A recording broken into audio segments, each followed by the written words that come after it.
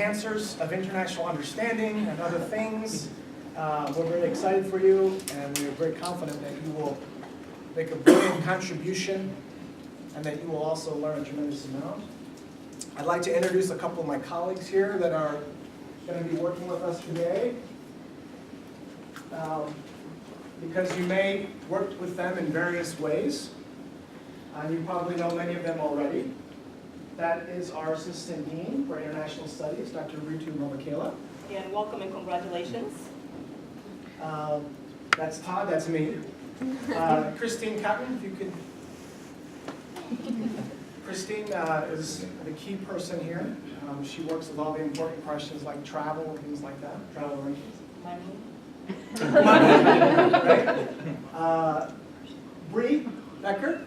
I think you all know Bree by now as well. Or you've at least seen a million emails from me. I just also want to say now that please remember to sign in the back. If you don't sign in, it will be as though you were never here. Dwee is not here at the moment, but you may also, in some context, have a connection with him through technology, perhaps through the website, and some other ways. Now, we have another person in our team who's here as well, but she is a participant. That's Erin Sutton. She's going to Mexico, so congratulations, Erin. There's Dwee. Raise your hand, Dwee. Good. We have a very interesting informational program. We'll try to move fairly quick. We know you're very busy. This is the first in a series of orientations that you will all have. Oh, I'm sorry, Chris, we have faculty representatives here as well. Professor Chris Dunbar is here. Professor Dunbar is leading the China program.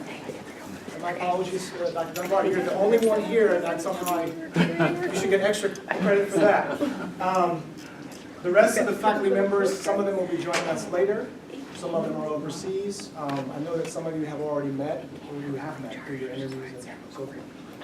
This is the only time that our office will meet with you as a group like this. In January and February, you'll work with your program leaders, and I think you know who they are, and they'll be contacting you to set up times to do some other follow-up work.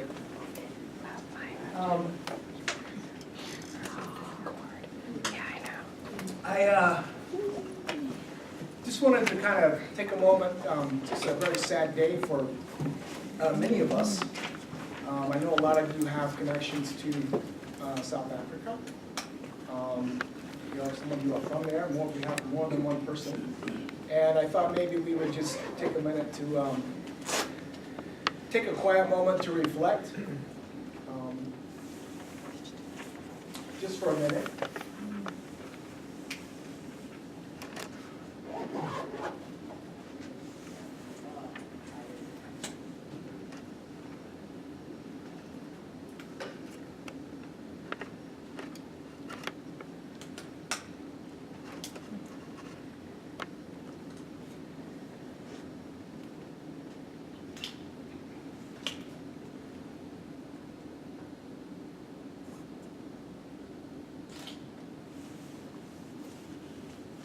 And also, maybe if someone would like to share anything, some thoughts maybe on some connections between Nelson Mandela and our work.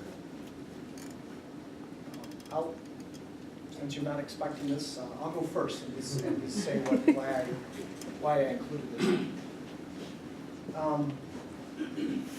For me, coming from a position where I've had a lot of opportunities in life, where I've had a very privileged background, I think when I think about people like Nelson Mandela, I think about the opportunities that I've been given, and I think about how important it is that we as educators take full advantage of the opportunities that we've been given. And I think that there's a real strong connection between the fellowship, which is really a fantastic opportunity, and obviously education. Even though we're all educators, we're still learning as well.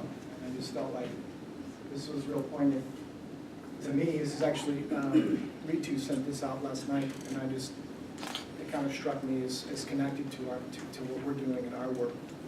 And I think all of us at Michigan State, whether we're grad students or faculty, we've all been given a lot of great opportunities, and I think the way we honor the legacy of someone like Nelson Mandela is taking full advantage of that and really embracing it and jumping in with both feet and you know, getting the most we can out of it. Would anyone else like to share anything? I know a lot of, we have people from South Africa. Please, do. For me, I was in South Africa in 1995, right after Mandela got elected. So I got to see a nation in transition. And it was my first major experience outside of the United States. And going to South Africa with the history and legacy of the United States, I was not prepared to see how bad it was there.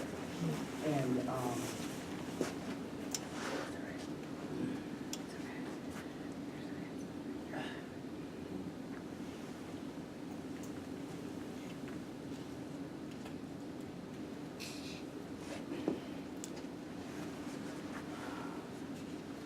seeing that cell,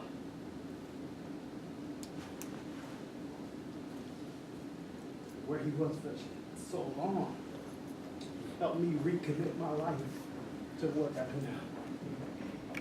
So that brought me here.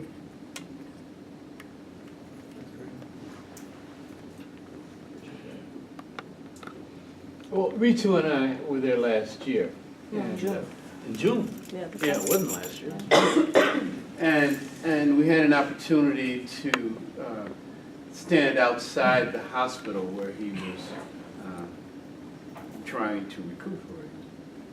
And I've been several times, and I the point I'm getting at is, though Greg mentioned how bad it was when he was there visiting the first time, they're rejuvenant people. They are people who are alive, who are doing things, making it happen.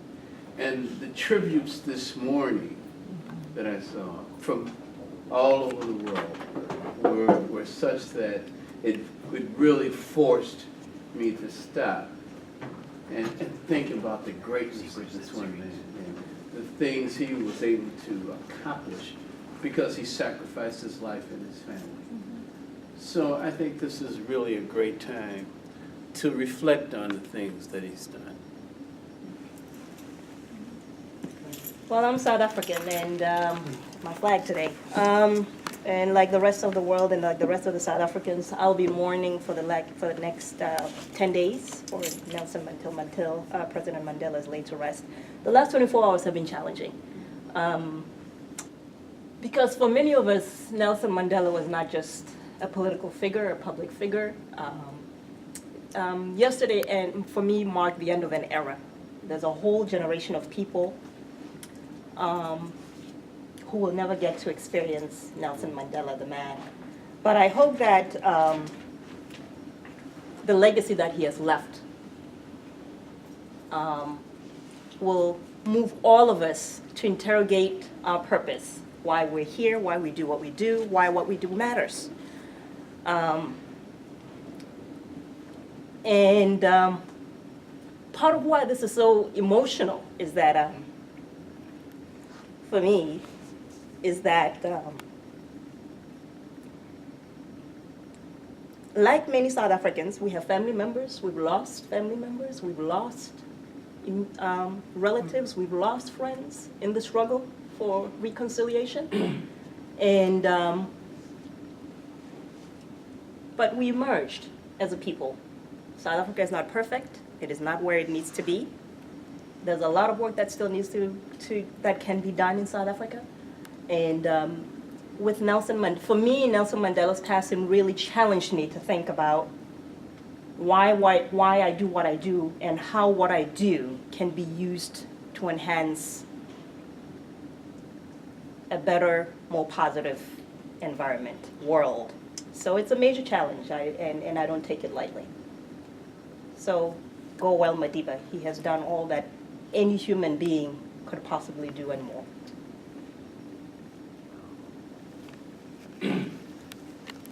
I'll just quickly follow up off that. And for me personally, especially thinking about this quote, when we think about individuals such as Mandela, I feel like oftentimes in our work, especially me as a social justice educator, I get into these points where I'm like, well, and what I do is what I'm doing, does it actually matter? Is it impacting? Is it making a difference? Is it causing change?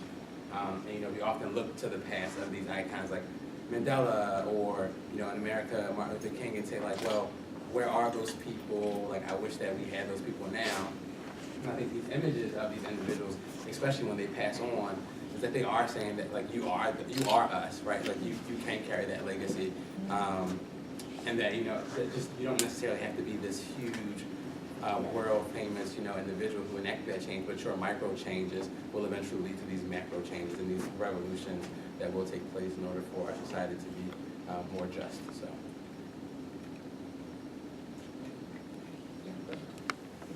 I see, as I remember Nelson Mandela, I'm reminded that if we want to be a part of change, we have to be willing to put ourselves in harm's way, and that we may have to pay a price personally to make the world a better place. And so I think if we're going to step forward, be willing to be bold and understand there will be a price to be paid, possibly. But again, it's essential that we're willing to make it in our small ways or our big ways.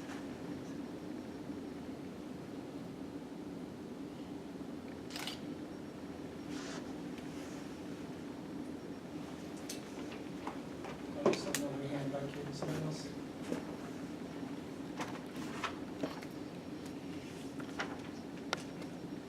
Anyone else like to share any feelings or?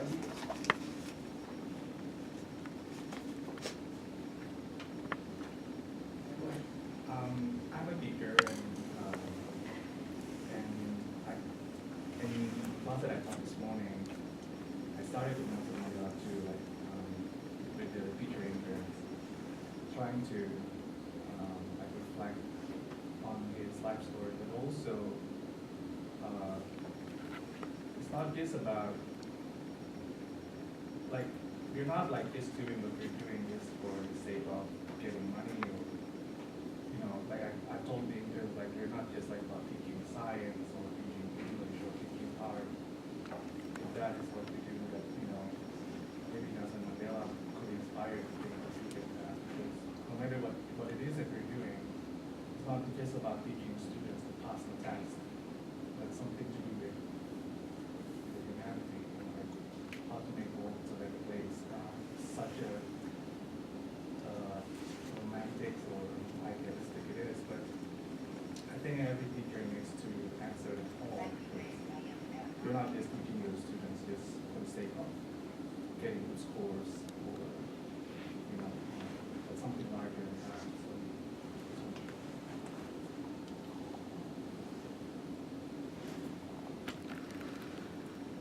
Anyone else like to share? Thank you for those of you who shared. I think that was really important. I know I certainly appreciate that.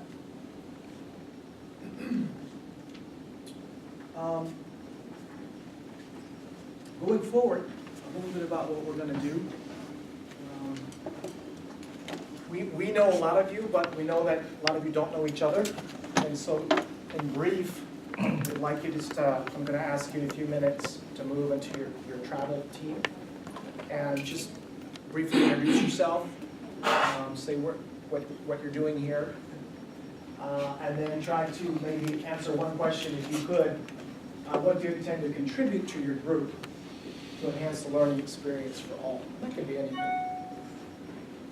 Knowledge, skills, values, cooking abilities, joke telling, what have you. Then we'll convene back in the big group and we'll discuss for about 10 minutes some of our expectations from the Office of International Studies, what we expect. And we'll also talk a little bit about logistics and provide some travel tips. Some of that will also be provided to you through PowerPoint slides, you'll get copies. And then we'll turn it over to question and answers, because we know you probably have a lot of things to ask about, and I'm sure we'll miss something along the way. So that's the plan. Let's try to see if I can get this right. I should have had science, but I didn't. Let's do. That's what I was doing. Okay. China over here. This is China. Okay.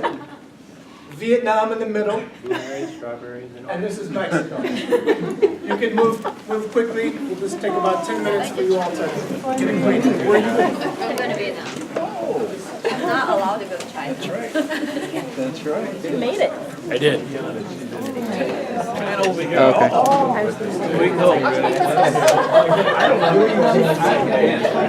Okay. My name is Kiana Green. I'm a second year in the Hill program, and I think I'll go with the theme of what Donald was saying. But I would also say that I would bring honesty. I'm a very honest person. Yeah. We'll give you our passports. I am very responsible. I'm Jay. I'm a second year in the Hale program as well, like Kiana. What I would have to contribute is being very open to new experiences and not very rapid things I haven't experienced before.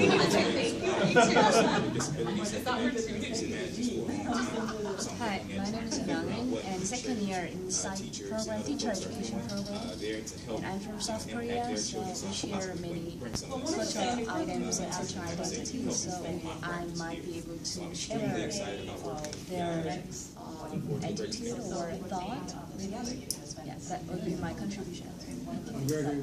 I'm Alyssa. I'm the second year in the Educational Policy PhD program, and I was a Peace Corps volunteer in Malawi, and last summer I was in Malawi with summer funding to learn Chichewa. And so something that I can contribute, and maybe you'll get sick of it, is just like a comparison to Malawi. Because while I was in Malawi, I did, and Jane knows about this, a research project exploring teacher placement practices. And so that's something I'm really interested in Vietnam, is how teachers get assigned to schools. So I'll be sort of looking and making comparisons. I'm Katie Cook. I'm second year You're going to be right program. next to me. One thing that I'm really excited about to contribute, I think, is I'm going to be next to my a second experience with a large number of students who were immigrants from not just the ethnic majority in Vietnam, but from various ethnic minority groups within Vietnam. So I'm kind of interested in connecting what I saw with my students' experiences in California with Vietnam. I'm Jan Kim, and I'm a second year student of the Educational Policy program, and I was a former teacher in Korea, South Korea. So the contribution that I can make is I want to see actual practice of policy, and I can make comparison between US and Korea and Vietnam, and that can be my contribution, I think. Hi, my name is Yan second year teacher education and interested in teacher preparation. I think I can also get some how the teachers are prepared in Vietnam. And for the contribution, I think still because the Asian culture. You said the comparison or similarities, but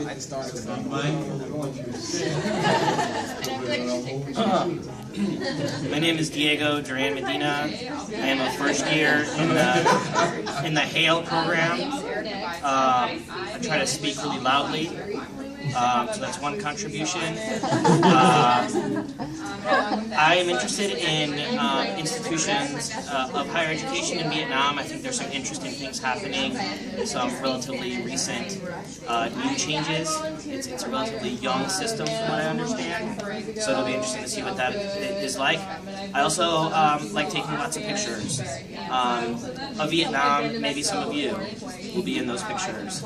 And I will also try to always have Band-Aids on me. You mean carrying them with you or on your Like in a fanny pack of some sort. It's just how I'm contributing to the safety of the group. My name is Casey Martin. I'm very interested in how it differs politically and structurally from Vietnam and its education institutions. My name is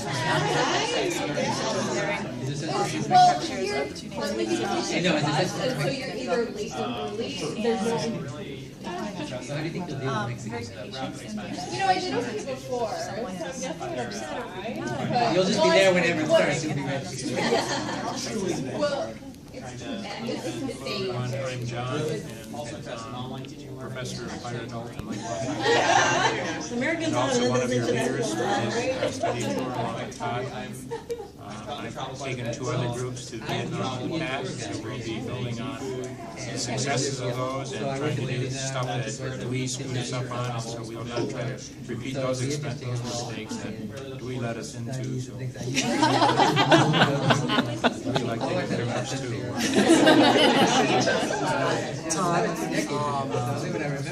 Recent graduate from FEGU. I did my PhD in 2011, and this is just something that occurred to me listening to all of you. As a recent graduate, I've been offering counseling services for those of you who are struggling with the temptation, everyone. Give some advice. Fairly organized, so I'll probably be able to John as well. I think what's so interesting is we have a really diverse group here. I think in the past we've had some fairly diverse groups as well. It's going to be a wonderful experience. It's international experience because sometimes it's international upon international and diverse in other sorts of ways. So, I just got back from Vietnam. I was in Cambodia and Vietnam in the first part of November for about 10 days. And just to give you an idea of how Vietnam is changing, one of the visits that I had there was the director of the Vietnamese Chamber of Commerce, right? So when you think about Vietnam, you don't typically think about Vietnam having a Chamber of Commerce, right? Because it's a socialist country, but it gives you an idea of how the country is changing and the directions in which it's moving. A few years ago, I visited with the American Chamber of Commerce in Vietnam.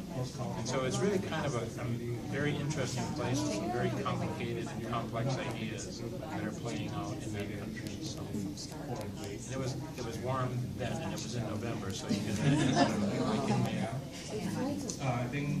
I ended up missing the typhoon, though, but that was kind of interesting. I was there in Hanoi before it hit the east coast of Vietnam, and I was in Can Tho the day after and safe away from the typhoon, so it was kind of a good move on my part to sort of avoid all this stuff. All right. Never did get as far as they were very gracious about that. What part of Cambodia were you? Phnom Penh. Yes, Phnom Penh. Down. Right. I didn't go very far. I was there for a forum on vocational education in the country and doing some work with the USA project that I'm on as well. Whatever possible to be supportive of all of us. So it's a very interesting country. Very interesting. Or you all can't stand each other by the time you go. One over here. No, you'll all be good friends, hopefully, by the time you leave the country.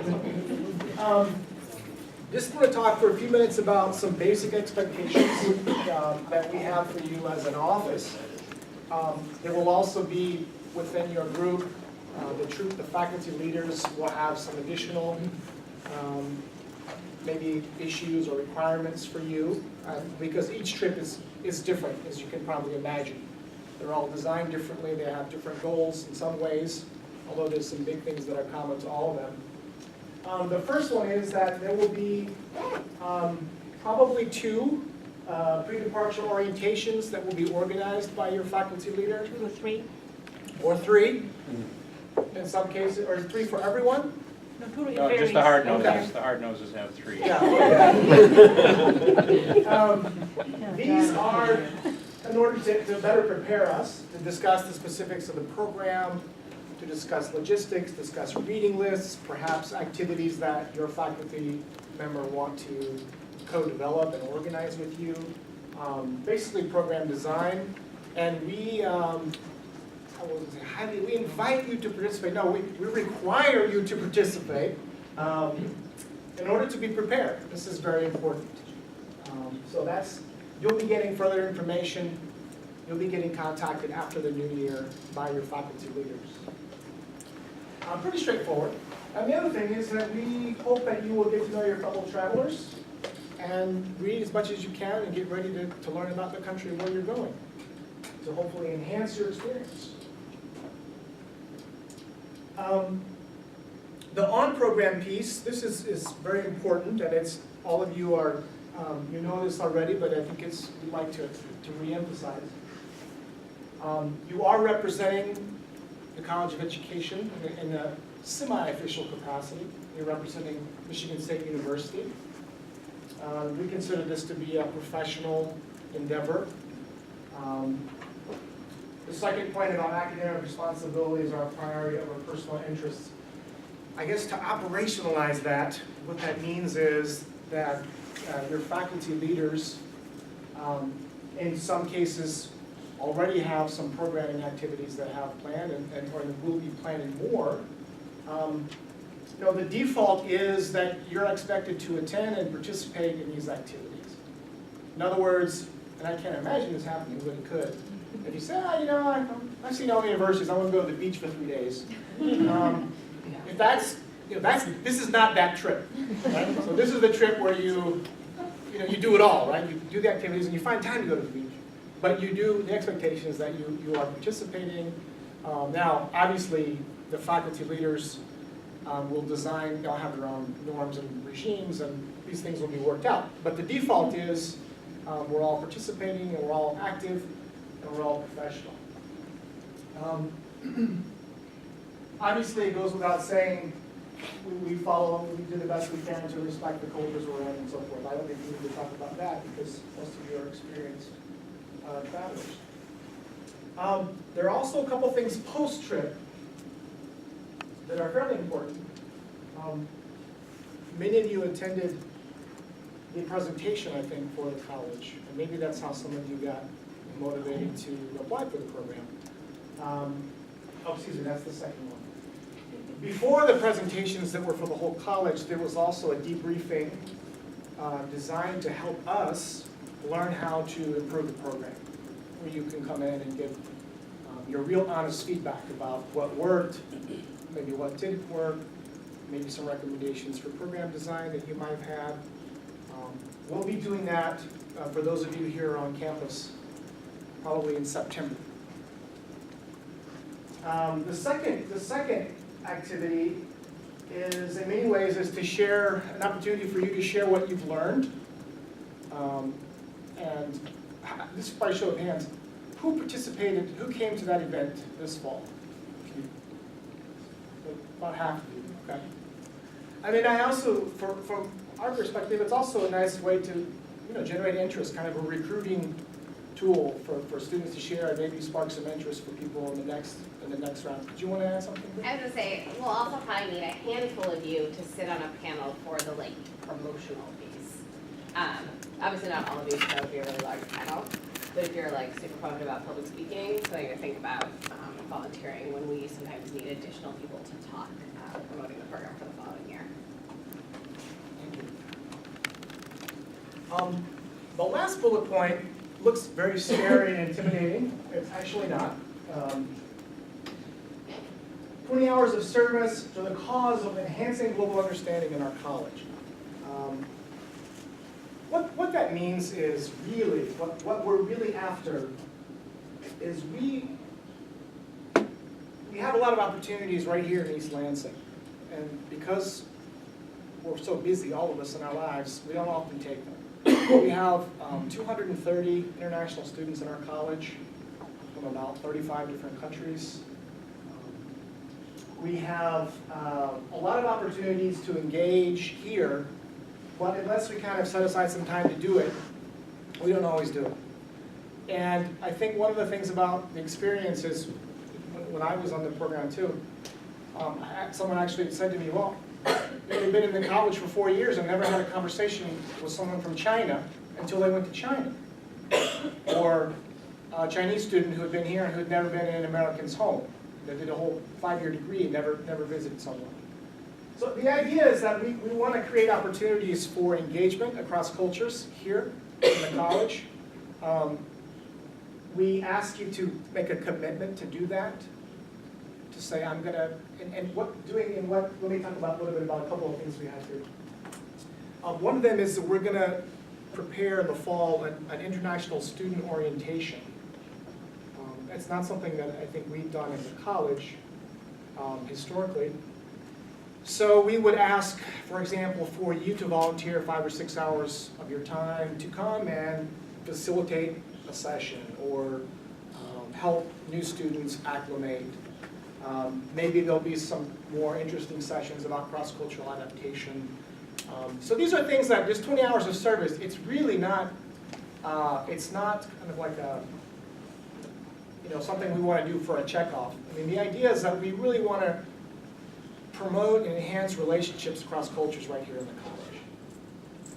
Another way to do that would be, we've talked about this in different ways, to serve as a cultural ambassador, which basically would mean, some of you know about this already, the folks who go to China, the China program is an actual exchange program. We have around 10 to 12 Chinese scholars who come here and spend 7 or 8 months.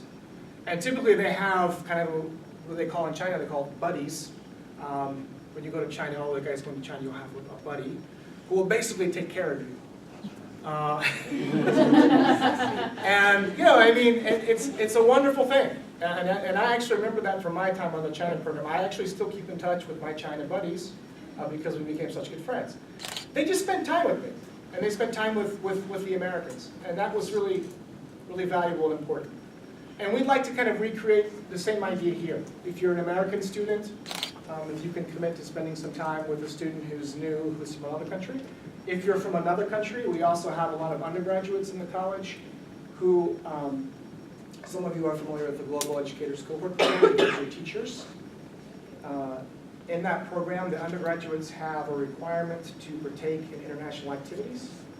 And one of them may be to have a mentor, a graduate student from Korea or wherever, Europe, China, to spend some time to develop some relationships.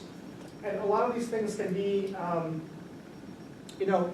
don't cost money, activities, spending some time, coming to our events, going to museums, going to sporting events. So we're just trying to create relationships, and we want to do more than say, hey, when you come back from your trip, go hang out. We want to structure a little bit, we want to scaffold a little bit, because the reality is you're all busy. And we know that, and we're busy too. And I'm sure many of you have had experience where you finally went to one international potluck. Most of you haven't gone this year, because I would recognize you, right, Christine? And you say, I should do that more often. But then life gets in the way, and you don't do it. But when you do, you say, wow, I met someone from Nigeria. Wow, that was really cool. Your whole paradigm shift.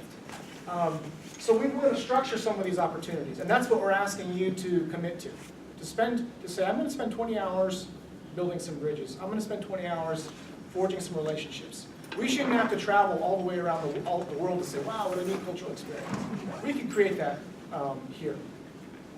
And that's what, would anyone like to add to that? Ritu, would you like to add to that? I think you've captured it quite well. The idea here is the college is making a significant investment with this fellowship. So we will be giving fellowships of up to $3,500, and we do not believe that it is unreasonable for us to, or for you, to give back in some form or fashion to the college. So, and again, in the spirit of really trying to enhance and create this environment where we're globally connected, we're globally aware, we believe that it is important. This program is really intended to create that environment and enhance and provide opportunities to increase global awareness within our students in the college. So, $3,500 is significant. So we are fully expecting that you will give 20 hours when you return, in return for the college investment. And the bonus is that it will be fun, interesting things like meeting someone new for the new culture. That's the bonus on it. Any questions about the big picture expectations from what I've talked about so far? Pretty clear. Okay. I'm going to ask my colleagues, Bree and Christine, to help me with part of this as well. Now we're going to get into just a little bit of the nitty-gritty stuff. I know a lot of you have traveled a lot, but some of you have not, so we're just gonna talk a little bit about some basic things like, oh, before we do that, I believe this is where we are at the moment with the approximate travel dates. I did a check today, I checked in with the faculty leaders, and this is, I think, again, this is approximate. Does anyone have a new update on that by any chance? That looks right, Chris, John, that looks right to you? Okay. Question. Yes. How, like, I know that the dates might shift a little, right, because they're approximate, like, how, is there, like, any expectations for any big shifts, like? No. Okay, thank you. No, I mean, if there's an issue, it would be a day, one or the other. Yeah. Yeah, no, we're not expecting much shift. Yeah, plus or minus maybe 1 to 2 days max. We're not talking about like suddenly it will be in August, that's not. It's a New York trip, surprise. And some of that might be, once we begin doing, we'll get to the logistics discussion, but once we start working on tickets and things of that nature, some of that shift might be influenced by availability because we are traveling with large groups. So, but those are the dates that we're operating on right now. Okay. Some of these things seem fairly obvious, but, you know, one of the things we have to keep in mind is timing and timelines, even though it may sound very far away. For those of you who may have an expired passport or do not have a passport, it is time to start that process because it can take 2 or 3 months. Or a passport, or a valid passport without enough pages. Or a valid passport without enough pages, or a passport that may be expiring. You know, some countries don't like to issue a visa if your passport expires within a certain range close to the time you're traveling. Usually 6 months before. 6 months? 6 months, yeah. Okay. I think there's some variability by country on that, but that's a good window. If you're not, does anyone not have, may I see a issue? Does anyone not have a passport currently? Everyone has a passport. Oh, good. Does anyone need to add additional pages to their passport? Okay, now's the time to start. That's the advice. We don't want to be, we would hate for something to happen where, you know, last minute, you know, and then we can't help you. And, they do it in Detroit. You can just walk it over and have it done. the passport issues and the visa issues are not, we don't do that. So that's the piece that you'll have to do. The other issue we have is that visa regulations are different depending on your citizenship. So for Americans, it may be one rule. For someone from Korea or China, it may be another rule. And so we ask all of our international students and American students, everyone, to find out what the regimes are. Some people may need more invitations, or they may need more official kind of letters saying what the program is about. There may be additional issues. So please, for your country, wherever you're from, and this is a very international group, we probably have at least 6 or 7 countries represented, I would say. Make sure you find out about that. Yes? What we will do is provide the letters that you will require for visas. Some of you will require visas. So our office will provide those letters, so it's an official letterhead, and we can provide evidence that you are indeed being funded and that you will return to the U.S. So that's about as much as we can do. But in terms of visa advice, particularly for international scholars, OISS is the authority on this campus on those types of matters. So if you come and ask us about visa issues, we will not be able to respond. We will guide you and invite you to visit OISS. I would also encourage you, if you are getting a visa, particularly if you are not a U.S. citizen and you're getting a visa, but really for everybody who needs visas, to start this process earlier rather than later. There is always a real possibility of delay with this, and it's much easier to know. And some of them, like windows will look different for when you can do this, but I would encourage you not to assume you can get this done at the last minute, because you may very well discover yourself still in East Lansing when your trip should be going if you take too long to do this. Well, there's also an issue though that goes with that. Because in Vietnam, the visa application requires you to have an itinerary. And so if you get a visa now, you're gonna have to buy your ticket now. So that might not be the greatest thing. Well, right, do it as soon as is possible, I think is my advice, right? Don't wait until April. Jay, did you want to say something? My question was along the lines of what John addressed, is that will there be a particular time when it is most advisable because everything is set up with the information that we would need for the application? We are going to begin the planning process and purchasing and ticket arrangement fairly early in the spring semester, so sometime in January. You will receive inquiries from either Bree or Christine, most likely Bree, and we will work with the study tour leaders to get the dates and start working on that process. So we're going to start fairly early. Yeah. I wanted to just say that OISS is, if you don't know, it's in the International Center, which is right here behind the college. I think it's the first floor, if I'm not mistaken. And even sometimes some of the young students who are working there, they have a lot of expertise. You know, we have over 7,000 international students on campus, and they know a lot. So if you have specific questions, we recommend that you try there first. And yeah, don't make the assumption that the faculty leaders are going to know, especially for our international students, because they're very busy and they're not necessarily thinking about every nuance of the visa situation. Vaccinations and medication. This is another interesting point. Michigan State does have a travel clinic. They're very good. I've used them before. Medicines can be expensive. I think it's important that to find out, time of year that we're traveling, what issues there may be for your country, and they'll usually provide basic information. I think it's free, and if you go and set up an appointment and say I'm going to Vietnam in May, they can tell you. But then if you need certain things, then obviously there's a fee for that. And it varies. It can be expensive. And sometimes they'll say, this is optional. You may or may not need this. When we went to China, I don't think we had any vaccination issues. And I don't know that Mexico does either. But you want to add something? Another recommendation is the Ingham County Health Department also has a travel clinic, and so some things are cheaper there than they are at the Olin travel clinic. And also for some of you, depending on kind of coverage that you have, for what would be routine vaccines, or perhaps if you might need boosters for vaccines that you might have had before, it might be a little bit more cost effective to get those through your primary physician rather than through the travel clinic. So you will have to explore a number of options if you need vaccines. Not everybody is going to require them. Sure. Did you want to add something? Yeah, I was going to say that sort of to echo what Ritu just said, that if you are getting vaccines that are, sorry, I somehow just started bleeding.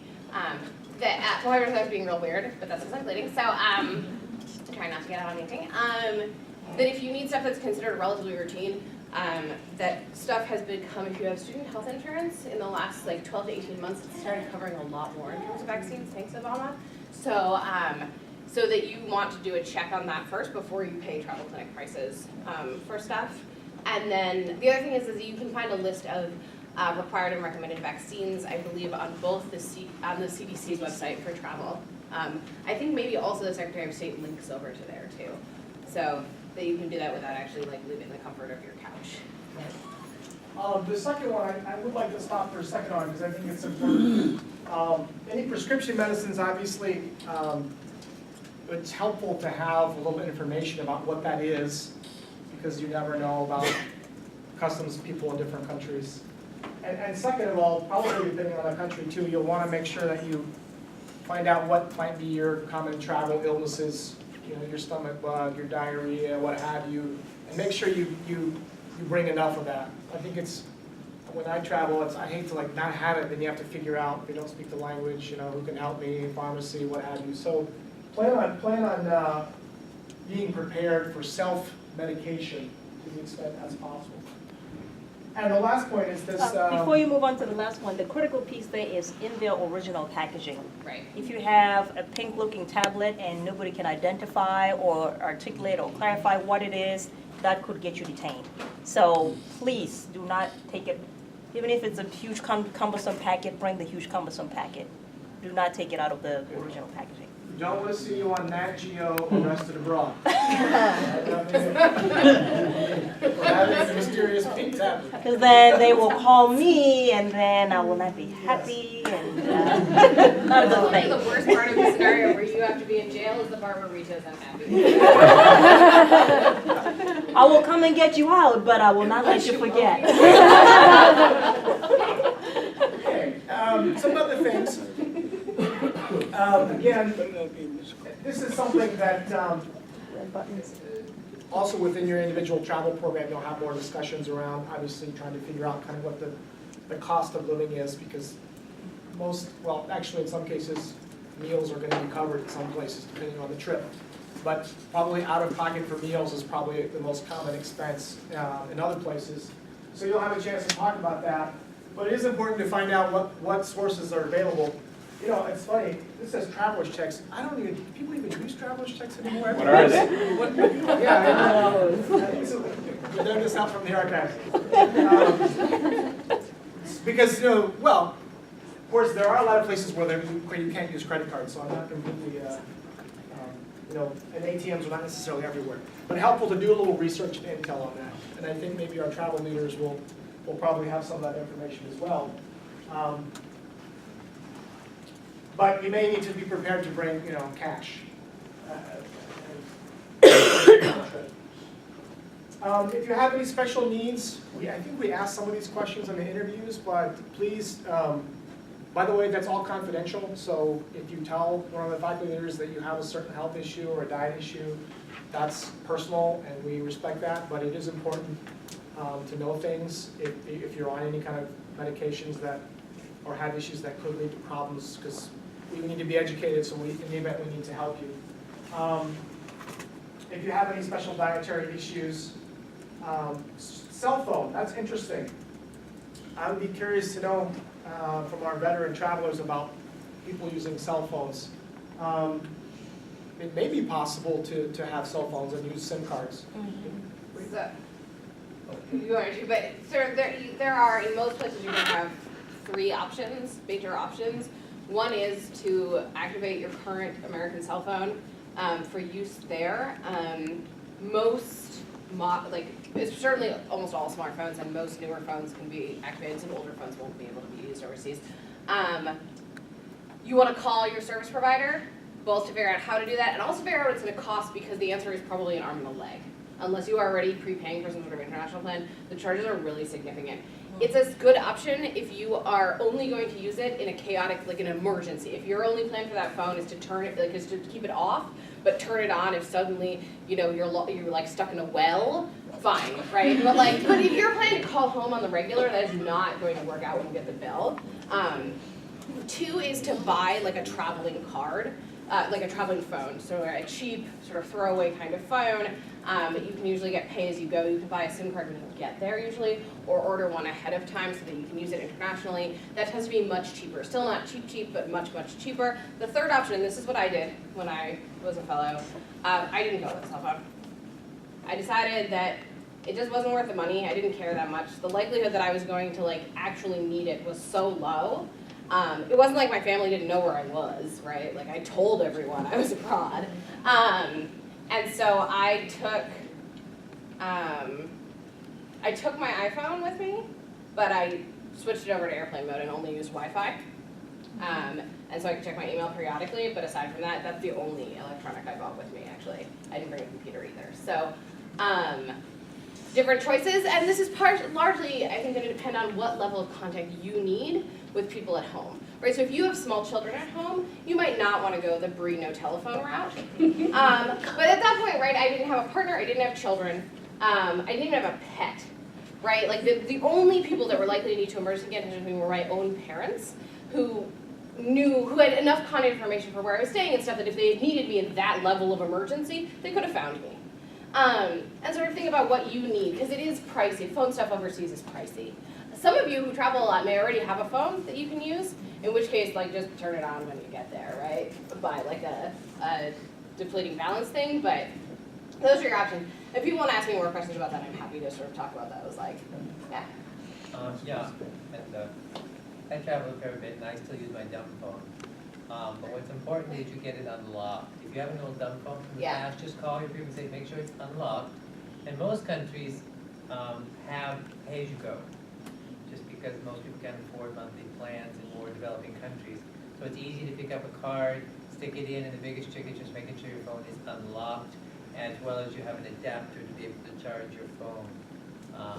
So if you have a dumb phone around, I think there is one smartphone that works easily. I'm not sure which one it is, but anyway, it's not a bad idea. I don't know, it does facilitate some things, but just keep that in mind. It's easy to get the cards usually in developing countries, and you're like $2 or $3, and then you just buy credit you need. And also you need to know that before you travel, you check your phone if you are using Spring service. The Spring cell phone usually does not have a SIM card slot on your phone. So you have to check that before you go. Did you say the Sprint? Sprint. Sprint does not have. Some phones, like the Samsung Note or something, they do not have the SIM card slot. So you have to make sure that you have the SIM card slot so that you can use the SIM card when you travel to China or Vietnam. I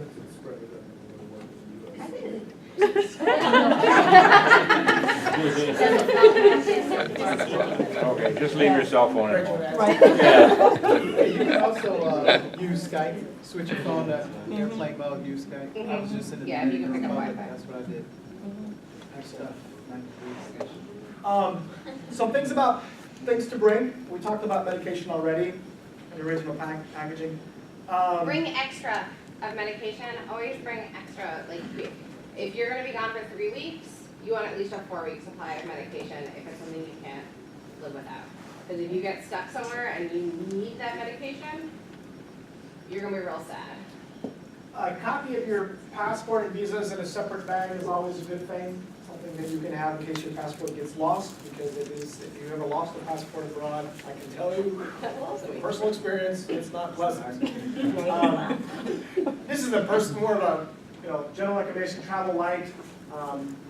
We can't pay for excess baggage fees, overweight bags, the airlines these days.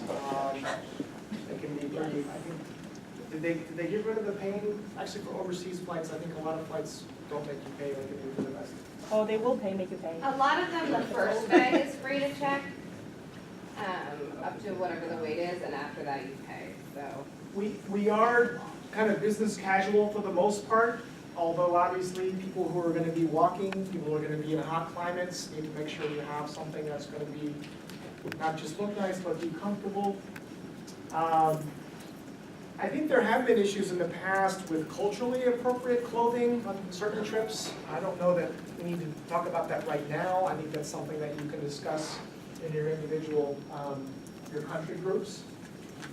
One thing I think that it's true for everyone, universal, is probably gifts. I know that's something that I always wish I had more of. I wish, I bought 3, I wish I had, 10.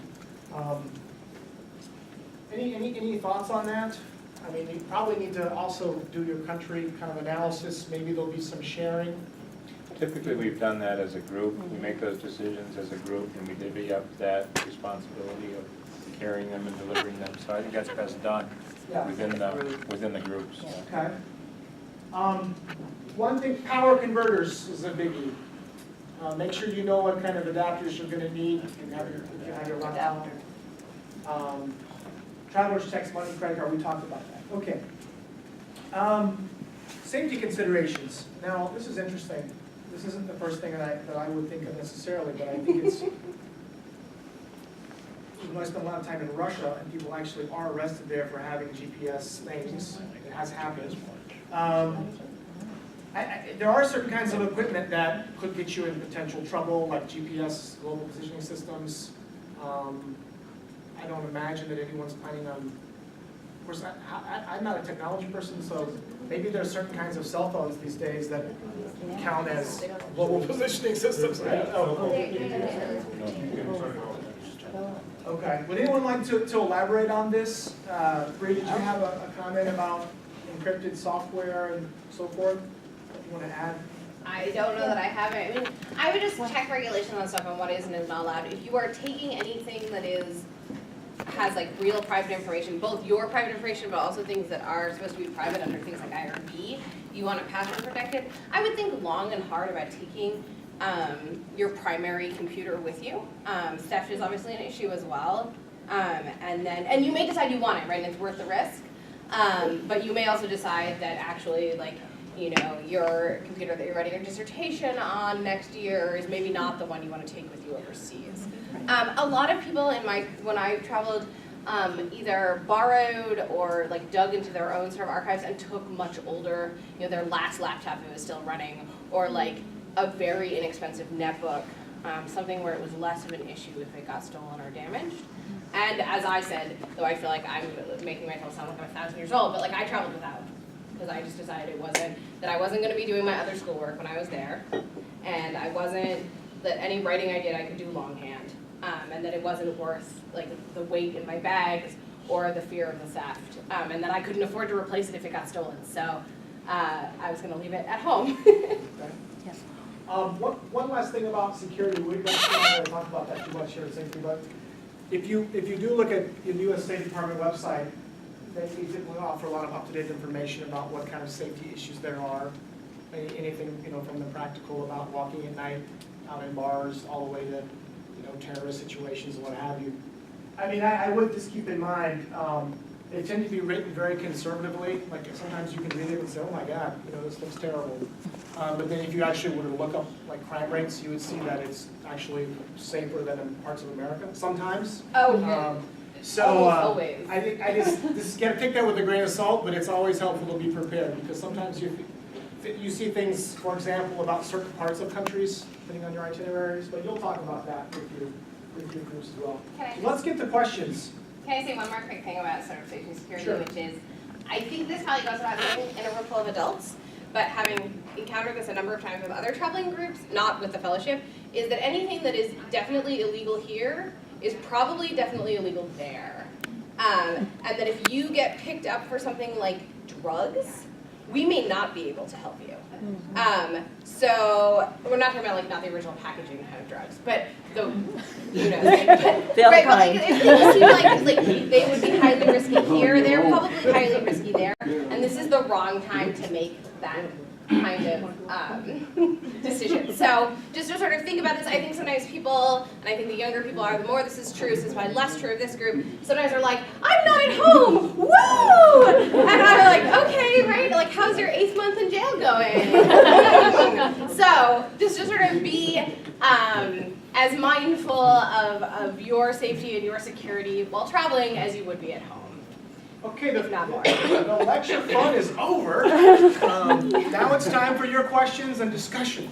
So actually, maybe Ritu, if you want to come down here, maybe so, because all they do is hear you, they don't actually see you. People may. What kind of issues do you have? Questions? Yes. It's not necessarily an issue, but it's related to if we are planning to stay there or go somewhere else from there, how soon do we need to notify you all? So come January, so shortly after you get back from break, either Christine or I will be in touch with you, alerting you that ticketing is going to be happening soon. I will be collecting a whole bunch of info, or one of us, both of us. You'll watch for both of our emails. If it's coming from either of us, it's probably important to you. We'll email you to collect a bunch of info, because we'll need passport numbers and stuff. So if there's something about your passport that needs to be changed sooner rather than later is great, though we can ticket you if you're like in the process of renewing or something. We'll get that information. At that point, we'll also collect for people who are looking to do something outside of the regular itinerary. There will be pretty narrow parameters about what might or may not be allowed, but we'll gather what will be allowed, what you want, and then we'll work on getting tickets, get back to you. Usually I do a final piece where I'm like, here, this is the ticket I'm about to issue you, right? You have 12 hours to say yes or no. At the point at which you say yes, that ticket is yours forever, and if you decide you no longer want to go on the trip, then you have to pay us lots of money. Or in the cost of the ticket, which is likely to be lots of money. So does that answer your question? So sometime in January. So I would encourage you, if you are thinking about extending your travel plans, and you will need to return back from the airport that the group is returning back. So if you want to go somewhere else, fine, we're not watching you, but you'll need to come back if you want to fly on our ticket. back to the airport the group would have returned from. If you want to extend your travel, and that, the other thing is, depending on price issues, this may or, we do not guarantee the possibility to extend. I only guarantee that I will try to make that possible for you. Money is obviously part of that question, and so please think over break what your plans are, because you will be asked to confirm those plans shortly thereafter. So you have break, think about it, make your plans, talk to your friends, your partner, your parents, your kids, whatever, and that should. I should indicate that to the extent possible, we try and buy tickets as a group so that we can take advantage of discounts passageways. We will, if you are staying over or you would like to go somewhere else after the conclusion of the formal study tour or study program, we will only cover your expense up to the price of what it would cost. Any overage will then be incurred by the traveler. So, we have a way, I mean, if for people who are traveling, who are planning to stay longer, that's an internal document conversation. No, and that's helpful because that means I have to maintain my rent for another month. I normally close out if I have something to come back to Detroit. But if I were to fly to Boston or something, it facilitates, if we have to pay the difference. If you said it is helpful because we're here for 10 days before, and then again, it's sort of an interesting logistics situation to come back here where isn't our destination anyway. If you have a really... Hang on a second, I think you misunderstood that, Yeah. because the tickets are not, you'll have to come and go. The way to delay for travel would be you would delay your return, for example. Let's say you go to Vietnam and you want to travel on your own for 3 weeks. It's possible to have your return ticket come back later, not with the group. We're not talking about rerouting people to different places on the globe. Well, what was it you were just saying? You just mentioned about that if you need to go somewhere else. So somewhere else within, somewhere else, as in, the ticket that we're buying is a round-trip ticket. So we're, Right. So you depart from Detroit, you go to wherever you come and you come back to Detroit. Is Detroit the only? That's the ticket that we're buying. If you want to go somewhere else and you want to do other things, then you need to make those arrangements, and if they exceed, let's say a ticket, the round-trip ticket is $1,500 and yours costs $1,700, you are responsible for the overage. But the round trip we are buying is, we've tried this in many, many years and it never ends well for us. So the round trip ticket that we're buying is Detroit to Detroit. Anything else, extra days, if you want to go then from Detroit to Boston, you're more than happy to do that, but we're not buying a ticket to Detroit, whatever, then to Boston or to New York or to it just does not work for us. So that's the round trip that we're buying, Detroit to Detroit. Any extras can be negotiated, dates, locations, however, you pay for the difference and you pay for, beyond the Detroit to Detroit, you pay for any extras that might be incurred if you change your location or you want to go somewhere else. Yes. And know that if you come back at a later date, most likely that ticket will be more as well, and that will be incurred by you. So it's not just the Detroit. If it's a larger amount, because you're coming back at a different time, you also have that. That's a high likelihood that it will be, particularly with the summer months, because once you move into June, July, prices that's peak travel time in the U.S. and in Europe, so that tends to be to increase the flights, the cost of the flight. Ritu, I'm actually a little bit confused now about this. So let me just run by a scenario, maybe that'll help me and others who might be confused. So let's say you're going to Vietnam, we're flying home. Yeah. We're flying home from Vietnam out of Ho Chi Minh City. Right, so for you it's a loop. Right, so. You enter Detroit, you go to Hanoi, then you fly out of Ho Chi Minh City. Right. The ticket, yes. But let's just say a student decides instead they want to stay for a while and they want to go to Angkor Wat and they want to go to Bangkok. And so are you saying they have to get back to Ho Chi Minh City and then fly? That's the ticket that we're buying for the group because we're using the group discount. And so then China would be the same. And they would be responsible for whatever the flights between Ho Chi Minh City and Bangkok or Angkor Wat or wherever. The same arrangement with China. They fly from here, they go to Beijing, they go to Chongqing, they fly back home from Shanghai. So the tickets that we'll be buying, people can go wherever they want, but the tickets that we're buying end in Shanghai. And so they would have to connect from Shanghai to come back home. Other questions?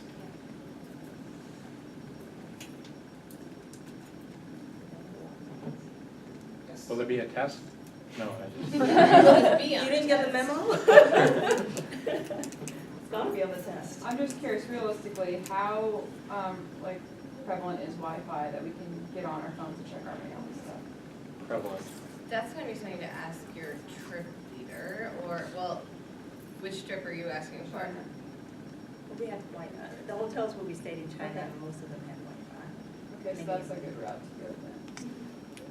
Capacity. It depends. I mean, some might be a little slower, but Yeah. when we Have a stay. cable though, you still have more And cable. Ethernet You're good to is bring. better. It doesn't hurt to bring that as a backup. Ethernet port. Sometimes there will be there will be some eavesdropping that goes on in certain parts of the world, so we prepare for that as well.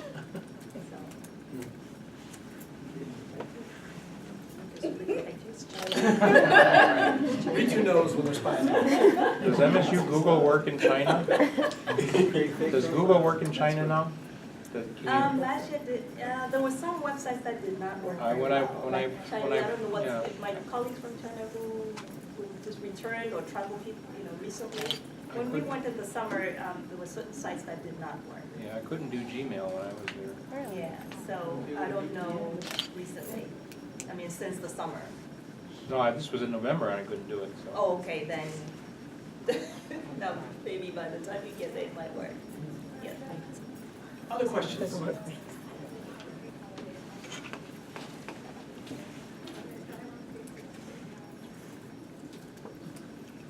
Other comments? Really, the idea here is we're trying to be as helpful as possible, so if you have questions or issues, that you might not think about right now, but once you leave here, you have burning issues, please don't hesitate to either ask us or ask your study tour leaders. If you have questions that pertain specifically to your tour, your faculty leaders are the best people to contact. If you have questions of a general variety, we are probably the most likely people to be able to respond and assist you. But the idea here is to make sure that everybody is as prepared as they can be before they get on the plane to wherever you're going. So, We're right on time. Thank you all for your active participation. I wish you all a great trip and a great experience. Thank you.